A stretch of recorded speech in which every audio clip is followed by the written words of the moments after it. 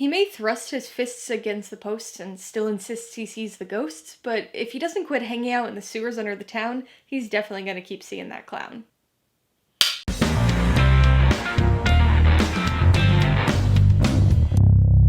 Hey everybody, welcome to Mainely Movies. Today I'm going to be ranking the 3 It films as part of my franchise Rankography series. If you're new here, please consider subscribing for a variety of movie-related content like reviews, rank lists, and trailer reactions.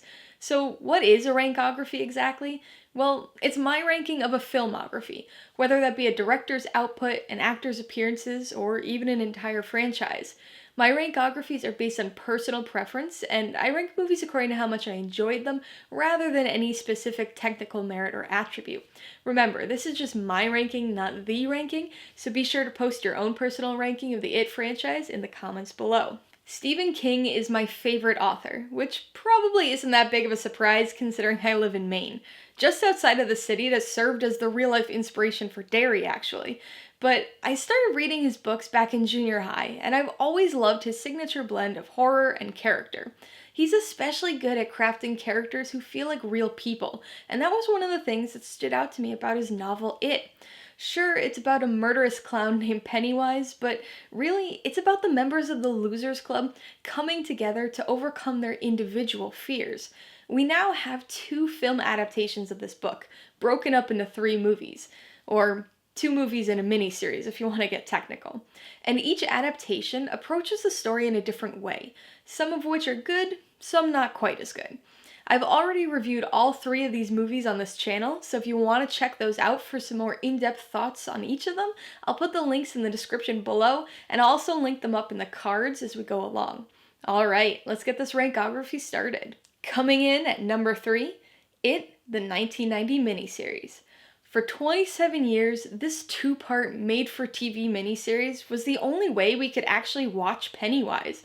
It aired on ABC only 4 years after the book was released, and was quite the TV event. I'm somebody who got into horror when I was really young, but I was literally an infant when this aired, so I didn't watch it at the time. In fact, I didn't see this movie until after I read the novel, so I was about 13 years old when I finally saw it. Of course, I'd seen pictures and clips over the years, and I just read the book, so I thought I had a pretty good idea of what to expect. But I didn't really end up getting what I had anticipated when I finally watched it. For years, I had been hearing about how this was such an iconic and scary movie, but I gotta admit that I was kinda let down. Over the last 15 or so years, I've watched this miniseries several more times, and although my opinion of it has softened, likely due to the details of the book fading a bit, I still have quite a few criticisms. I think people pretty much unanimously agree that the first chapter of this miniseries is much better than the second. And for me at least, that's primarily due to the actors portraying the adult Losers Club. Even though you've got people in there like Tim Reed and John Ritter, it's really hard to watch at points. I know this is a made-for-TV movie, but the acting is truly bad. The line delivery especially is wicked rough, and some characters like Audra are laughably and atrociously stilted.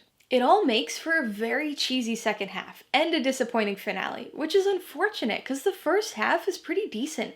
The kids playing the Young Losers Club are all quite good, and feel like a genuinely believable group of friends, unlike their adult counterparts.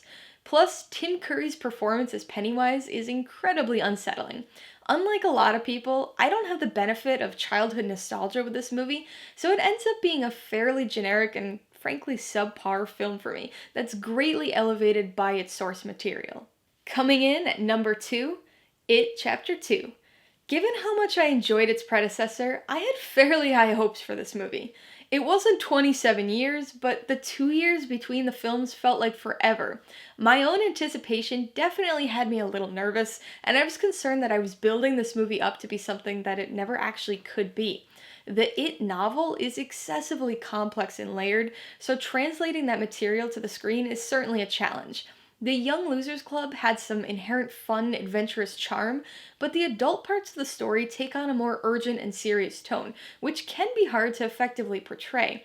The 1990 miniseries completely failed in that regard, but I gotta say, this movie gets the job done.